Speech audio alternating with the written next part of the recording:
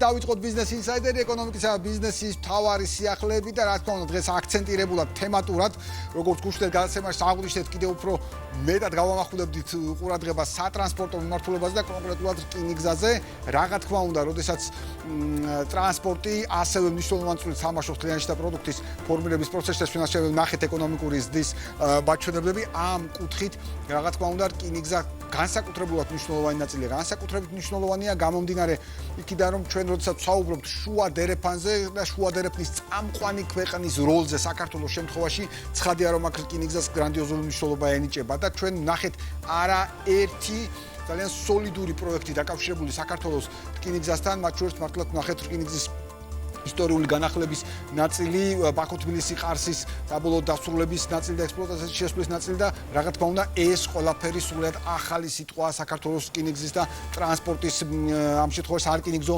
ტრანსპორტის განვითარების მიმართულებით თუმცა საინტერესოა რომ ამ თვალსაზრისით ივნისის თვე ამ შემთხვევაში იყო განსაკუთრებულად საინტერესო ვინაიდან დაფიქსირდა კიდევ ერთი მნიშვნელოვანი ფაქტი რკინიგზის ჭრილში თუ შეიძლება ვნახოთ გრაფიკა ამ თვალსაზრისით სადაც ჩვენ შევხედავთ რომ საქართველოს რკინიგზაში დღიური გადაზიდვების რეკორდული მაჩვენებელი იქნა დაფიქსირებული 19 ივნის საუბარი არის კონკრეტულად 65,000 ტონა ტვირთის გადაზიდვაზე და უნდა აღინიშნოს რომ აი ეს მაჩვენებელი 65,000 დღეში ამ შემთხვევაში არის რეკორდული რაოდენობა და ასეთი მაჩვენებელი საქართველოს რკინიგზას 10 წლეულები არ ქონია.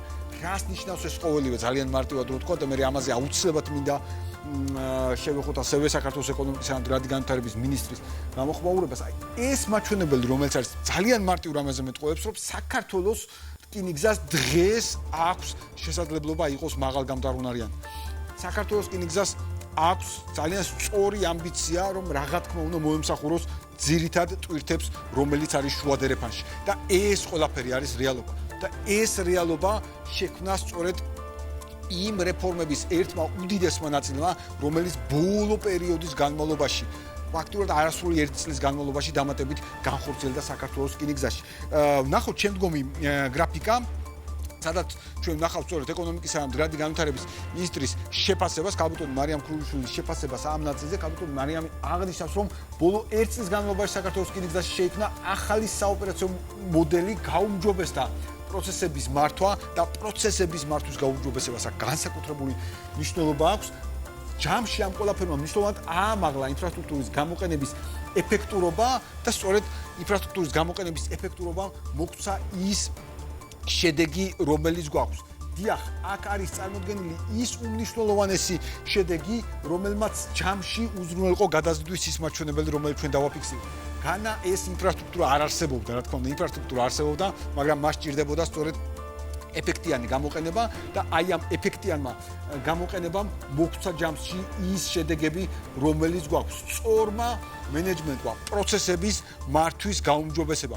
ხშირ შემთხვევაში სწორედ ამიტომ არის საჭირო ეფექტიანი მართვა და არა რა თქმა უნდა ფლანგვა დროის ფინანსების და ასე შემდეგ. ეს არის ის რეალური შედეგი, რომელიც ჩვენ მივიღეთ და რა თქმა უნდა, როცა ჩვენ ვსაუბრობთ გადაზიდული ტვირთების რაოდენობაზე და იმ მაჩვენებელზე, რომელიც თქვით, ეს რა თქმა უნდა ნიშნავს დამატებითი შემოსავლებს საქართველოს ბიუჯეტში, მაღალ შემოსავლებს საქართველოს ბიუჯეტში. და შემდგომი გრაფიკა კიდევ ერთი შეფასება ამ ნაწილში ეკონომიკისა და განვითარების მინისტრის ეს ყველაფერი კიდევ ერთხელ ადასტურებს რომ სისტემური ცვლილებები და სწორი მენეჯმენტი და ცხადია გუნდის რომელიც სწორედ მარიამ ქრუიშვილის ხელმძღვანელობით მუშაობს აი ეს ყოველდღიური მუშაობა იძლევა ამ კონკრეტულ შედეგს და კიდევ ერთხელ როცა ჩვენ ვსაუბრობთ შუა დერეფანზე რა თქმა უნდა ეს ადასტურებს რომ საქართველო არის მზად რომ გაუძლოს არა მხოლოდ გაუძლოს, არამედ შეასრულოს ის ფუნქცია, რომელიც არის დაკავშირებული მზარდ დატვირთვასთან და ამავდროულად შეასრულოს მისი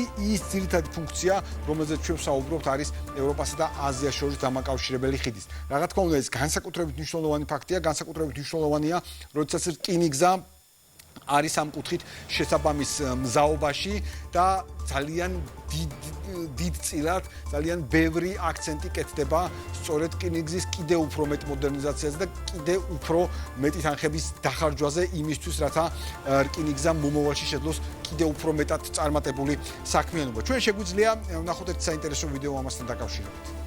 ჩვენ დაწყებული გვაქვს სადგურების რეაბილიტაცია, ამჯერად დავასრულეთ ურეკის სადგური, ასევე ქობულეთის, ჩვენ მიმდინარე გვაქვს ფოთის სადგური, სამტრედიის სადგური, ვიწყებთ გურიაში ლანჩხუთს, ოზურგეთს და ნატანებს, ასევე ვიწყებთ ხობის სადგურსაც. ჩვენი ამოცანაა, რომ ეტაპობრივად განვაახლოთ ყველა სადგური, გავუკეთოთ რეაბილიტაცია და ჯამში მოვაწესრიგოთ ყველა სარკინიგზო სადგური. დიახ, ბატონი ლაშა აბაშიძის შეფასება ვნახეთ ამასთან დაკავშირებით. დიახ, ბატონი ლაშა აბაშიძის ხელმძღვანელობით, რა თქმა უნდა, ეკონომიკის ანალოგიური განვითარების სამინისტროსთან ერთად ბატონი ლაშა აბაშიძის ხელმძღვანელობით ნახეთ ჩვენ ის შედეგები, რომელიც გვაქვს ამ შემთხვევაში წარმოდგენილი და ბატონი ლაშა ჩვენს პლატფორმებს, მათ შორის Business Insider-ს იმედზე ძალიან ხშირად სტუმრობს, სადაც ჩვენ ვსაუბრობთ რკინიგზის განვითარებასთან დაკავშირებულ საკითხებზე. რა თქმა უნდა, როცა ვსაუბრობთ რკინიგზის მოდერნიზაციაზე და ზოგადად რკინიგზის საქმიანობის ეფექტიანობაზე, ცხადია ამ შემთხვევაში კიდევ უფრო დიდი მნიშვნელობა ენიჭება და გვაძლევს ასე ვთქვათ საინტერესო ანალიზის საფუძველს ამ შემთხვევაში რკინიგზის ფინანსური მაჩვენებლები. ჩვენ შეგვიძლია შევხედოთ ამ ვითარებასაც, თუ შეიძლება პირველი ამ ნაწილში პირველი გრაფიკა ძალიან დეტალურად რომ შევხედოთ აი ამ ნაწილს, ჩვენ გვაქვს შემდეგი ვითარება წმინდა მოგება, რომელიც დაფიქსირებულია 2025-2024-ის მაჩვენებლების ნაწილში, ვხედავთ ამ პროცენტულ ნაწილს, გადაზიდვების ნაწილი, ასევე აი ყველა მიმართულებით ჩვენ ვხედავთ ზრდას ამ თვალსაზრისით, რომელიც გვაქვს, ახ არის მათ შორის მდინარე პერიოდის 5 თვის მაჩვენებელი, რაც ასევე ძალიან შთამბეჭდავია და აჩვენებს 50%-იან ზრდას გასული წლის ანალოგიურ პერიოდთან შედარებით. კორექტირებული EBITDA შემთხვევაში ვხედავთ ასევე ფანტასტიკური 91%-იან ზრდას 5 თვის მაჩვენებელთან დაკავშირებით და ლოჯისტიკური ბიზნესის მომგებიანობის მარჟა პლუს 15%-იანი ზრდა. როცა ჩვენ ამ ვითარებას და ამ ციფრებს უყურებთ აი ამ ჭრილში, ვხედავთ ბუნებრივია თუ რა შთამბეჭდავ მაჩვენებლებზე გავდივართ და რა თქმა უნდა ეს კიდევ ერთხელ აჩვენებს ეფექტიანობის აი სწორედ აი ამ ნაწილს, ეფექტიანობის იმ უპირატესობას, რომელიც არის ამ შემთხვევაში საქართველოს რკინიგზის ახალი მენეჯმენტის პირობებში მიღწეული. შემდგომი გრაფიკა თუ შეიძლება სადაც ჩვენ შევხედავთ უკვე ვითარებას კიდევ ერთხელ კონკრეტული, მათ შორის ციფრობრივი მაჩვენებლით გამოხატული საქართველოს რკინიგზის წმინდა მოგება 2025 წელს, რაშიც ბოლო თვეებმა განსაკუთრებული წვლილი შეიტანა 124%-იანი ზრდა ამ შემთხვევაში დაფიქსირებული და საბოლოო ჯამში ციფრობრივ მაჩვენებელში ეს ყველაფერი გვაძლევს 152 მილიონ ლარზე მეტ თანხას და კიდევ ერთხელ ეს 2025-ის მაჩვენებლებზე ვსაუბრობ ჩვენ და ასევე მანამდე ჩვენ მიმოხილვაში სწორედ წინა გრაფიკაზე ჩვენ გქონდა მაჩვენებლები, რომელიც დაკავშირებულია 5 თვის მიმდინარე წლის 5 თვის მაჩვენებლებთან, რომელიც ასევე შთამბეჭდავია და დარწმუნებული ვარ ეს ციფრობრივი მაჩვენებელი კონკრეტულად გამოხატული ფულად ნაწილში კიდევ უფრო მეტად გაიზრდება. ჩვენ შეგვიძლია ასევე ვნახოთ ერთ საინტერესო ვიდეო ამ თემაზე. საქართველოს რკინიგზის წმინდა მოგება 25 წელს იყო 152 მილიონი ლარი, შედარებით 68 მილიონ ლართან. ასევე მნიშვნელოვანია, რომ წელს 5 თვის მაჩვენებლებით საკმაოდ მნიშვნელოვანი გაუმჯობესება გვაქვს. უკვე გვაქვს ჩვენ დაახლოებით 88 მილიონი ლარი მოგება, ასევე გვაქვს გაუმჯობესება ეგრეთ წოდებულ EBITDA-ში და საოპერაციო მოგების ნაწილში. ჩვენ მიმდინარე წლის 5 თვის მაჩვენებლებით გაუმჯობესება გვაქვს სატვირთო გადაზიდვებში, ტვირთის მოცულობა უფრო გაზრდილი არის, დაახლოებით 400,000 მეტ ტონაზე გვაქვს უკვე გადაზიდვები, რაც პირდაპირ აისახება და რომელიც აგენერირებს ჩვენ პირდაპირ შემოსავლებს. ჩვენ წელს გეგმავთ, რომ გადაზიდვების ნაწილში გვექნება გაუმჯობესება, ასევე შემოსავლების და ფინანსური მაჩვენებლების ნაწილში, ასევე როგორც იცით, დაწყებული გვაქვს გარკვეული რეფორმები, რომელსაც ჩვენ წელსაც გავაგრძელებთ და გავაკეთებთ იმ პროექტების დაფინანსებას, რომელიც დაწყებული გვაქვს და რომელსაც ვაპირებთ. დიახ, რა თქმა უნდა გაგრძელდება ის პროექტები, რომელიც ამ პერიოდის განმავლობაში არის დაწყებული და წარმატებით ვითარდება, რა თქმა უნდა და რკინიგზას კიდევ უფრო დიდი მნიშვნელობა ენიჭება მათ შორის ტურისტული სექტორისთვის. ჩვენ ახლა რკინიგზის შემთხვევაში, როცა ვსაუბრობთ ძირითად შემთხვევაში, აქცენტს ვაკეთებთ რკინიგზის ნაწილზე სატრანსპორტო გადაზიდვების მიმართულებით, ტვირთების გადაზიდვების მიმართულებით, რაც რა თქმა უნდა ძალიან soliduri ნაწილია, ვინაიდან ტვირთების გადაზიდვა აქ მართლაც განსაკუთრებით მნიშვნელოვანია. ცხადია, თუმცა აუცილებლად არ უნდა დაგვაუწყოს, რომ რკინიგზის მგზავრთა გადაყვანის ნაწილი კიდევ უფრო მეტად თუ არა არანაკლებ მნიშვნელოვანი საკითხია, მით უმეტეს როცა ჩვენ ვსაუბრობთ ტურიზმის სექტორის განვითარებაზე, მით უმეტეს დღევანდელ პერიოდში, როდესაც ტურიზმის სექტორს კიდევ უფრო მეტად ესაჭიროება დივერსიფიცირება, ცხადია მნიშვნელოვანია რომ ამ შემთხვევაში დივერსიფიცირების საშუალება იყოს სხვადასხვა ქვეყნებიდან გამომდინარე, მათ შორის რა თქმა უნდა ჩვენი მეზობელი აზერბაიჯანიდან გამომდინარე, განსაკუთრებით მისასალმებელია პირდაპირ სარკინიგზო მიმოსვლის აღდგენაც ამ ჭრილში. თუ შეიძლება ერთი დიაგრამა ამასთან დაკავშირებით ჩვენი პარტნიორის Galtent Tagartis ამ შემთხვევაში, სადაც არის აღნიშნული საკმაოდ საინტერესო ფაქტი, ბოლო პერიოდში განვითარებული მოვლენები ტურიზმის აღდგენისა და სატრანსპორტო კავშირების გაუმჯობესების მიზეზები აჩვენებს, რომ 2026 წლის 26 მაისიდან, ანუ ეს არის ის თარიღი, როდესაც აღდგა სარკინიგზო მიმართულება თბილისსა და ბაქოს შორის, მოსალოდნელია ამ შემთხვევაში, რომ ეს ნაბიჯი ტურისტული ნაკადების ზრდას გამოიწვევს და ტურისტული ნაკადების ზრდას შეუწყობს ხელს. რა თქმა უნდა, ეს არის საკმაოდ საინტერესო შეფასება ამ ჭრილში, ვინაიდან განსაკუთრებით ახლა და ამ პერიოდში, როდესაც ჩვენ ვხედავთ ვითარებას, რომ გვაქვს ასე ვთქვათ სეზონური მაჩვენებელი ტურისტთან მიმართებაში, რა თქმა უნდა, პირდაპირ მიმოსვლის აღდგენა იქნება დამატებითი ბუსტი ხელშეწყობა ტურიზმის სექტორის განვითარების მიმართულებით და ვნახოთ ასევე პატარა ვიდეო ამ ნაწილზე.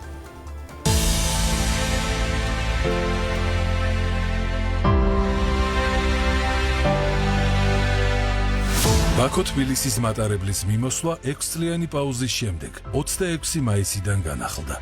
უმნიშვნელოვანესი გადაწყვეტილება იქნა მიღებული პრემიერ-მინისტრის ვიზიტისას აზერბაიჯანში. სარკინიგზო რეისები 2020 წელს პანდემიის შედეგად დაწესებული შეზღუდვების გამო შეჩერდა და ოპერირება რეგულარულ რეჟიმში დაიწყო. აზერბაიჯანის მხრიდან ეს არის მკაფიო დემონსტრირება იმ არსებული მეგობრობის და სტრატეგიული პარტნიორობის საქართველოსთან მიმართებით, რომელიც რა თქმა უნდა ძალიან დიდი ღირებულების და მნიშვნელობის მატარებელია. სამგზავრო რეისები ბაქოდან თბილისის მიმართულებით ყოველდღე სრულდება. ეს არის თანამედროვე შტადლერის ბრენდის მატარებელი, არის საკმაოდ კომფორტული მატარებელი. მატარებელი საქართველოს ტერიტორიაზე თბილისის გარდა გარდაბანში სასაზღვრო და საბაჟო შემოწმებისთვის გაჩერდება. აზერბაიჯანის ტერიტორიაზე კი 6 სადგურზე ჩერდება. ეს არის საკმაოდ მნიშვნელოვანი მიმართულება, იმიტომ რომ როგორც ტურისტულად, ასევე ხალხებს შორის მიმოსვლა არის საკმაოდ მნიშვნელოვანი ჩვენთვის. სამგზავრო სარკინიგზო მიმოსვლის აღდგენა ორ ქვეყანას შორის მნიშვნელოვნად გააღრმავებს ხალხთა შორის კავშირებს, რეგიონულ დაკავშირებადობას და ხელს შეუწყობს მობილობის ზრდას. ის ასევე შექმნის გადაადგილების უსაფრთხო, ხელმისაწვდომ და კომფორტულ ალტერნატივას სამხრეთ კავკასიის რეგიონში. ამ გადაწყვეტილებას გარდა პოლიტიკური დატვირთვისა აქვს უდიდესი დატვირთვა ეკონომიკური. აზერბაიჯანი საქართველოსთვის ტრადიციულად ერთ-ერთ მნიშვნელოვან ტურისტულ ბაზარს წარმოადგენს. შესაბამისად, მოსალოდნელია ტურისტული ნაკადების ზრდა, რაც დამატებით სტიმულს მისცემს სასტუმრო და მასპინძლობის ინდუსტრიას, მცირე და საშუალო ბიზნესს, ასევე იმ რეგიონების ეკონომიკურ აქტივობას, რომლებზეც აღნიშნული სარკინიგზო მარშრუტი გადის. მნიშვნელოვანია ჩვენი ქვეყნისთვის, რომ შევძლოთ საჰაერო მიმოსვლის ალტერნატივად უკვე სარკინიგზო გზით უმასპინძლოთ აზერბაიჯანიდან შემოსულ ტურისტებს. საქართველოსა და აზერბაიჯანს შორის სამგზავრო სარკინიგზო მიმოსვლის აღდგენა კიდევ ერთხელ უსვამს ხაზს ორი ქვეყნის განსაკუთრებულ პარტნიორულ ურთიერთობებს, განამტკიცებს ხალხთა შორის კავშირებს და გააძლიერებს რეგიონში დაკავშირებადობას. ჩვენ რა თქმა უნდა დიდ მადლობას ვუხდით აზერბაიჯანის სახელმწიფოს ხელისუფლებას, მის პრეზიდენტს, რომელმაც მიიღო ასეთი მნიშვნელოვანი გადაწყვეტილება, რაც კიდევ ერთხელ ხელს შეუწყობს ორ ქვეყანას შორის სავაჭრო ეკონომიკური ხალხთა შორისი ურთიერთობების გაძლიერებასა და გამყარებას. დიახ, მართლა ძალიან მნიშვნელოვანი ნაწილია და ასევე აუცილებლად მინდა აღვნიშნო, რომ ეს გადაწყვეტილება მიღებული იქნა საქართველოს პრემიერ-მინისტრის დელეგაციას ერთად, მათ შორის ეკონომიკის სამართლებრივი განვითარების მინისტრთან ერთად ვიზიტის დროს აზერბაიჯანში და რა თქმა უნდა, როდესაც ჩვენ ვსაუბრობთ ამ შემთხვევაში კიდევ ერთხელ სატრანსპორტო აი ამ მიმართულებით სარკინიგზო ტრანსპორტის აღდგენაზე, რა თქმა უნდა, ამ კუთხით ძალიან დიდი მნიშვნელობა ენიჭებოდა სწორედ პრეზიდენტ ალიევის აი ამ გადაწყვეტილებას თუ რა გადაწყვეტილება იქნებოდა და კიდევ ერთხელ საქართველოსა და აზერბაიჯანის სტრატეგიული თანამშრომლობა გამოჩნდა ამ ნაწილში და ამ ასპექტში ძალიან ნათლად. აქ არის რამოდენიმე მნიშვნელოვანი აქცენტი, როდესაც ჩვენ ვსაუბრობთ შუა დერეფანთან დაკავშირებულ საკითხებზე საქართველოსა და აზერბაიჯანის თანამშრომლობაზე, მოგეხსენებათ, რომ არა ერთი სპეკულაცია იყო შემდგომში ამ მიმართულებით, მათ შორის იქნა ავტობუსადთან დაკავშირებული თუ ასე შემდეგ, აბსოლუტურად უსაფუძვლო, რაც მთავარია და რაც მნიშვნელოვანია. აზერბაიჯანის პრეზიდენტი ასევე ყოველთვის ხაზგასმით აღნიშნავს, თუ რას ნიშნავს საქართველოს, როდესაც ჩვენ ვსაუბრობთ შუა დერეფნის ნაწილზე. ნებისმიერ შემთხვევაში, ნებისმიერი შუა დერეფნის ასე ვთქვათ, ნებისმიერ დამატებას მათ შორის ანგეზურის ნაწილში, რა თქმა უნდა, საქართველოს მიესალმება, ეს რა თქმა უნდა ავტომატურად უზრუნველყოფს თვითნაკადის საბოლოო ჯამში მოზიდვას შუა დერეფანთან მიმართებაში, შუა დერეფნის ჭრილში დამატებით მოზიდვას რა თქმა უნდა, მაგრამ ცალსახად უნდა აღინიშნოს, რომ საქართველოს ამ შემთხვევაში არის მთავარი მიმართულება. საქართველოს არის მთავარი მიმართულება გამომდინარე მისი სხვადასხვა მრავალმხრივი ინფრასტრუქტურიდან გამომდინარე, მათ შორის ჩვენ ვსაუბრობთ რა თქმა უნდა საპორტო ინფრასტრუქტურაზე. როდესაც საპორტო ინფრასტრუქტურაზე ვსაუბრობთ, აქ არ უნდა დაგვავიწყდეს რა თქმა უნდა ანაკლიის ღრმაწლოვანი პორტი, პროექტი, რომელიც არის განსაკუთრებით მნიშვნელოვანი და რომელიც სრული დადგენილი გრაფიკის მიხედვით, რომლის მშენებლობას დადგენილი გრაფიკის მიხედვით მიმდინარეობს ამ თვალსაზრისით. ანაკლიის ღრმაწლოვან პორტს დიახ შეუძლია რომ შეასრულოს განსაკუთრებული როლი შუა დერეფნის ჭრილში და ცხადია ნებისმიერი სპეკულაცია შუა დერეფნის ჩანაცვლებასთან დაკავშირებით არის უბრალოდ წარმოუდგენელი, უბრალოდ ზედმეტი აჟიოტაჟის და ზედმეტი ასე ვთქვათ ნეგატივის შექმნას ემსახურება მიზნად. კიდევ ერთხელ საქართველოს აზერბაიჯანის თანამშრომლობა განსაკუთრებით მნიშვნელოვანია შუა დერეფნის ჭრილში. და როცა შუა დერეფანზე ვსაუბრობთ, ასევე არ უნდა დაგვაუწყდეს საქართველოს პრემიერ-მინისტრის საკმაოდ აქტიური ვიზიტები შუა აზიის ქვეყნებში. აღარაფერს ვამბობ საქართველოსა და ჩინეთის განსაკუთრებით მნიშვნელოვან სტრატეგიულ თანამშრომლობაზე. ვინაიდან შუა დერეფნის ეფექტიანობა საქართველოს ჩინეთის თანამშრომლობის გარეშე არის წარმოუდგენელი. რა თქმა უნდა, შუა დერეფნის ეფექტიანობა ჩინეთთან მოზიდული ტვირთების გარეშე არის იქნება საკმაოდ შემცირებული და ახლა ჩვენ ვხედავთ, რომ საქართველოსა და ჩინეთს შორის თანამშრომლობა არის განსაკუთრებით მაღალ დონეზე.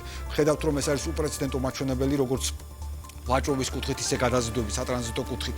საინტერესო სურათი იქნება დარწმუნებული ვარ ასევე ინვესტიციების განხორციელების თვალსაზრისით. და ხშირად, როდესაც საუბარი იყო საქართველოსა და ჩინეთს შორის თავისუფალი ვაჭრობის შეთანხმების გაფორმებაზე, ასევე იყო ძალიან ბევრი სპეკულაცია იმასთან დაკავშირებით, რომ ჩინური, ასე ვთქვათ, პროდუქცია იქნებოდა საქართველოში უფრო მეტად წარმოდგენილი, ვიდრე საქართველოს ექნებოდა ექსპორტის შესაძლებლობა. თუმცა ვნახეთ პირიქით ამ შემთხვევაში, რომ საკმაოდ აქტიურად გავიდა ქართული პროდუქცია ჩინურ ბაზარზე. და ჩინეთის მხრიდან არის სრული მზაობა იმასთან დაკავშირებით, რომ მიიღოს ქართული პროდუქცია და ამ კუთხით ჩვენ ვნახეთ ასე ვთქვათ თანამშრომლობის ძალიან განსაკუთრებული სტანდარტი. აქვე უნდა აღინიშნოს, რომ სწორედ შუა დერეფნის და შუა დერეფანთან დაკავშირებულ ქვეყნებთან მიმართებაში თუ როგორი აქტიურია კიდევ ერთხელ რომ აღვწოთ საქართველოს პრემიერ-მინისტრის ვიზიტები. ვხედავთ არა ერთ შეთანხმებას, რომელიც მხოლოდ აძლიერებს ამ თანამშრომლობას და კიდევ ერთხელ გამორიცხავს და მინიმიზებას ახდენს ყველა იმ სპეკულაციური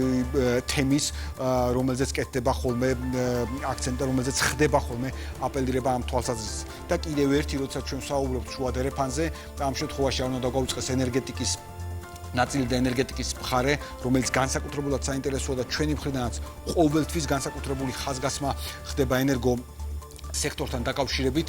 დიახ, შავი ზღვის წყალქვეშა კაბელი არის სწორედ შუა დერეფნის ნაწილზე, ასე ვთქვათ, გამავალი კაბელი, რომელიც მართლაც განსაკუთრებით მნიშვნელოვან როლს შეასრულებს რეგიონის, საქართველოს, აზერბაიჯანის და რა თქმა უნდა, ევროპის ენერგო უსაფრთხოების უზრუნველყოფის მიმართულებით და დღეს ცხადია ამ პროექტის უგულებელყოფაც არის წარმოუდგენელი. კიდევ ერთხელ, როდესაც საქართველოს როლზე ვსაუბრობ, ჩვენ უნდა დავხედოთ კარგად რუქას, ყველას მოუწოდებ ამ შემთხვევაში, ვინც ასე ვთქვათ, ახდენს სპეკულაციებს იმასთან დაკავშირებით, რომ საქართველოს თურმე ფუნქციას კარგავს ან მსგავსი ასე ვთქვათ სპეკულაციების, თუ კარგად დავაკვირდებით ვითარებას, ჩვენ ნახავთ ახლაც და ამ წუთასაც თუ რამხელა როლს ასრულებს საქართველოს ევროპასა და აზიას შორის დაკავშირებადობის თვალსაზრისით. აქ არ ეხება ეს მხოლოდ სავაჭრო ურთიერთობებს, ეს ეხება ბუნებრივი ენერგო მატარებლების ტრანზიტს ამ შემთხვევაში და კიდევ ერთხელ შავი ზღვის წყალქვეშა კაბელს როგორც პოტენციურ პროექტს ამ თვალსაზრისით. ამავდროულად უნდა დაგვაუწყდეს, რომ საქართველოს არის ერთადერთი ქვეყანა კონტინენტზე, რომელსაც ერთი მხრივ აქვს თავისუფალი ვაჭრობის შეთანხმება ჩინეთთან, მეორე მხრივ აქვს ღრმა და ყოველწლიური თავისუფალი ვაჭრობის შეთანხმება ევროკავშირთან, თავისუფალი ვაჭრობის შეთანხმებები DST-ს წევრ ქვეყნებთან, DST-ს არაწევრ ქვეყნებთან, მათ შორის უკრაინასთან, თურქეთთან თავისუფალი ვაჭრობის შეთანხმება და რა თქმა უნდა ამ მხრივ საქართველოს ქმნის მართლაც უნიკალურ კლიმატს. სწორედ ამიტომ, როცა ჩვენ ვსაუბრობთ ეკონომიკური ზრდის იმ მაჩვენებლებზე, როგორც მაგალითად გუშინდელ გადაცემაში გქონდა ძალიან ვრცლად მიმოხილული და ასევე ვხედავთ ფაქტობრივ მაჩვენებლებს ეკონომიკური ზრდის სწორედ გუშინ გამოქვეყნებული მონაცემებიდან გამომდინარეც, დიახ, სწორედ საქართველოს ეს მიმზიდველობა ქმნის იმ უპირატესობას, რომელიც აქვს ჩვენ ქვეყანას. და რა თქმა უნდა, როდესაც საქართველოს შესახებ ვსაუბრობთ, ბუნებრივია ამ შემთხვევაში ძალიან მნიშვნელოვანია საკმაოდ საინტერესო სიახლეები, რომელსაც საქართველოს მოქალაქეების უმრავლეს შემთხვევაში უკვე სიახლეები აღარც არის, ასე ვთქვათ, და სთავაზობენ ქართული წამყვანი ბანკები საქართველოს მოქალაქეებს განახორციელონ ინვესტირება ასევე საკმაოდ ისეთ ცნობილ და სოლიდურ კომპანიებში. ამ კუთხით ძალიან ბევრი, რომელსაც აქვს მაგალითად ინტერნეტ ბანკინგი, აი საქართველოს ბანკის შემთხვევაში გალთენ თაგარტის თავაზობს ინვესტირებას ძალიან ცნობილ კომპანიებში, ვისი ბევრი ადამიანი, რომელიც ახდენს თუნდაც მინიმალურ ინვესტირებას ხშირ შემთხვევაში ძალიან ცნობილი კომპანიების აქციებში და ამ კუთხით ყოველთვის საინტერესოა მიმოხილვა თუ რა ხდება ბაზარზე, ხშირად არის ხოლმე კითხვები, რომელი კომპანიის აქციები იქნება უფრო მეტად მომგებიანი დროის გარკვეულ პერიოდში და რა თქმა უნდა ამაზეც ბევრი ფაქტორი მეტყველებს და მოქმედებს და ამ კუთხით ჩვენთვის ყველაზე უფრო მეტად მნიშვნელოვანია ყოველთვის გალთენ თაგართის მიმოხილვა თუ რა ხდება კაპიტალის ბაზრებთან დაკავშირებით და საინტერესოა რომ გალთენ თაგართმა ძალიან საინტერესო ძალიან მოკლე ვიდეო შემოგთავაზა კაპიტალის ბაზრების წლის პირველი ნახევრის მიმოხილვასთან დაკავშირებით და შეგვიძლია ახლა ეს ვიდეო ვნახოთ. პოზიტიური დინამიკა ბირჟებზე გრძელდება. რა მოლოდინები აქვთ ანალიტიკოსებს? მე ვარ მარიამი და გაგაცნობთ კაპიტალის ბაზრების ანალიზს. 2026 წლის პირველ ნახევარში კაპიტალის ბაზრებზე უმთავრესი მოვლენა ახლო აღმოსავლეთის ომი იყო. ჰორმუზის სრუტის შეფერხებამ ენერგეტიკული შოკი გამოიწვია. შედეგად კი ნავთობის ფასმა $100 გადააჭარბა. მიუხედავად ამისა, SP500-მა ისტორიულ მაქსიმუმს 7400 პუნქტს მიაღწია, ხოლო ამერიკული კომპანიების მომგებიანობა ბოლო 40 წლის განმავლობაში უმაღლეს 12.5%-იან ნიშნულზეა. ზრდის მთავარი მამოძრავებელი ისევ ხელოვნური ინტელექტია. პირველ კვარტალში ტექ სექტორების მოგება 30%-ით გაიზარდა, ხოლო აზიის ჩიპების ჰაბებში მოგებამ ისტორიულ 40%-იან ნიშნულს მიაღწია. რაც შეეხება წლის მეორე ნახევარს, ჩვენი პროგნოზი პოზიტიურია. ანალიტიკოსების მოლოდინით SP500 წლის ბოლომდე შესაძლოა 8000 პუნქტამდე გაიზარდოს. 2027 წლისთვის კი ხელოვნური ინტელექტის დანახარჯები კაცობრიობის ისტორიაში უდიდეს ციფრს $1 ტრილიონ გადააჭარბებს. თუმცა ინფლაციის რისკის გამო ფედერალური რეზერვი საპროცენტო განაკვეთს კვლავ მაღალ ნიშნულზე შეინარჩუნებს. ბაზარზე არსებული რისკების მიუხედავად, ბირჟებზე აღმავალი ტენდენცია გრძელდება.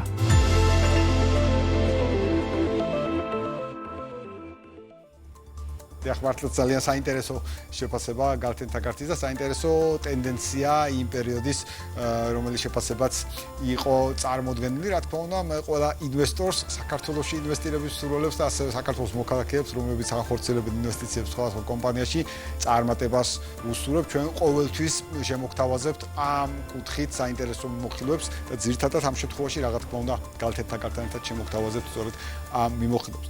დღეს კი ბიზნეს ინსაიდერი ამით დასრულებულია. ეკონომიკისა და ბიზნესის მთავარი სიახლეები თქვენ შეგიძლიათ ნახოთ ჩვენს ვებ გვერდზე ბიზნეს ინსაიდერში. მე კი ხვალამდე გემშვიდობებით.